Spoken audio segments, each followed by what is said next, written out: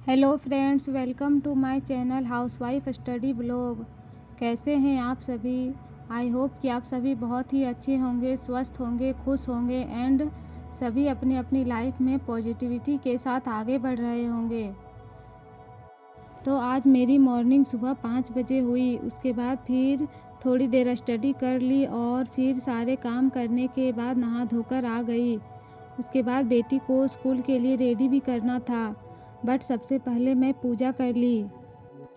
अभी नवरात्रा चल रहा है तो फिर डेली थोड़ा देर हो जाता है पूजा करने में, आरती भी करना पड़ता है, इसलिए तो सिर्फ अगरबत्ती दिखाकर ही बेटी को रेडी कर देती हूँ और उसे स्कूल के लिए भेज देती हूँ।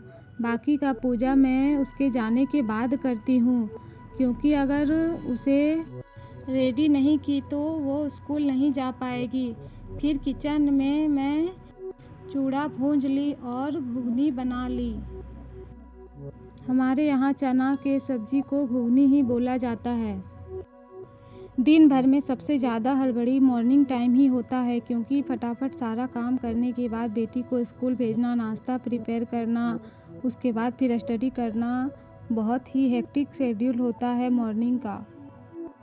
फिर मैं अपने फर्स्ट स्टडी के लिए बैठी। यहाँ पर फिर साइंस को ही पढ़ रही थी।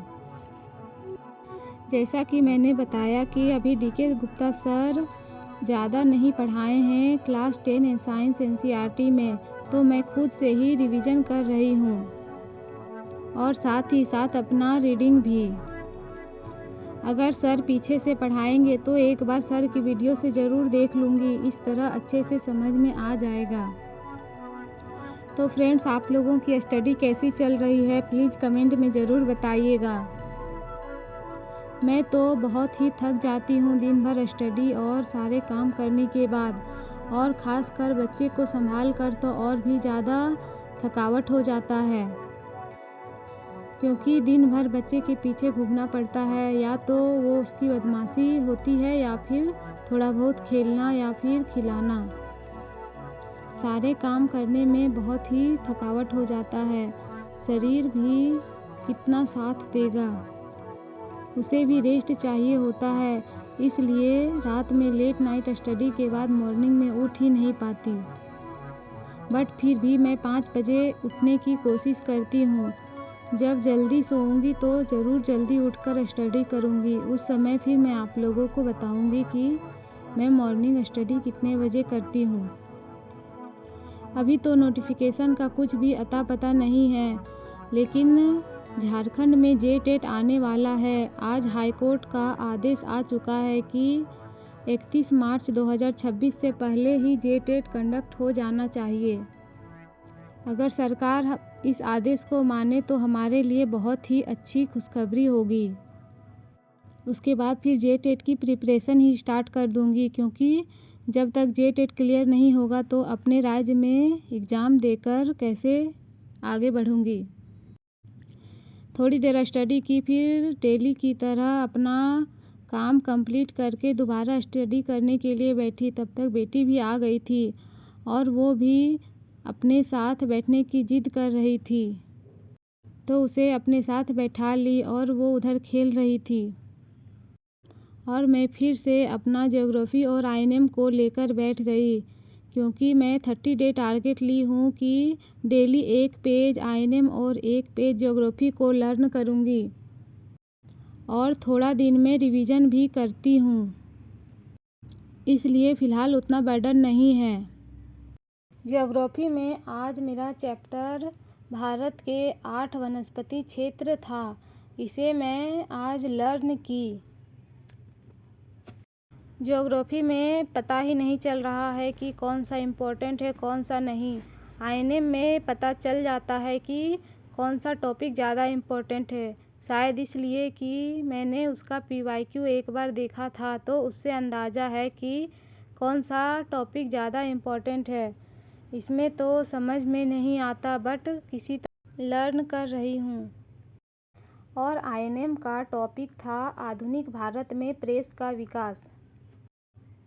इसमें भी बहुत सारे इम्पोर्टेंट पॉइंट्स दिए हुए थे, और इतने सारे इम्पोर्टेंट फैक्ट्स याद करने में बहुत टाइम लग जाता है। वैसे भी एक बार में लर्न करने से बाद में भूल ही जाऊंगी जब तक एक बार उसे रिवाइज ना कर लूँ। यहाँ पर बेटी को मैं थोड़ा बिजी कर रही थी। उसे कुछ कुछ दिखाकर मैं उसे ध्यान से भटका रही थी क्योंकि मुझे डिस्टर्ब करने वाली थी, तो फिर मैं भी उसे थोड़ा बहुत कुछ कुछ दिखा रही थी बुक में, जिससे वो थोड़ा देर बिजी हो जाए उधर और मैं अपनी स्टडी फिर कंटिन्यू कर लूँ। वैसे अभी ये कुछ लिखने नहीं सीखी है, बट थोड़ा बहुत लेटर सब पहचान लेती है। जब भी इसे पढ़ाने बैठूं तो इसका बहाना स्टार्ट हो जाता है। घर में तो कभी नहीं पढ़ती, पता नहीं स्कूल में कैसे पढ़ाई करती होगी। और अभी छोटी है इसलिए उतना इसे बर्डन नहीं देती। इसे जो मन करता है वो करती है और आराम से पढ़ती है, खेलती है। मैं उसे ज़्यादा बर्डन नहीं देती अभी। जब थोड़ी बड़ी हो जाएगी तो फिर उसे अच्छे से थोड़ी देर बैठा कर स्टडी करवाऊँगी। अभी उसे बैठने का भी आदत नहीं है, थोड़ा देर ही बैठाओ तो ऊब जाती है और उठकर चली जाती है। मैं यहाँ अपनी स्टडी कंटिन्यू कर रही थी और मेरी सासू माँ कुछ बोल रही थी तो मैं उसका जवाब भी दे रही थी। फ़िलहाल घर में रहकर स्टडी करना बहुत ही मुश्किल होता है।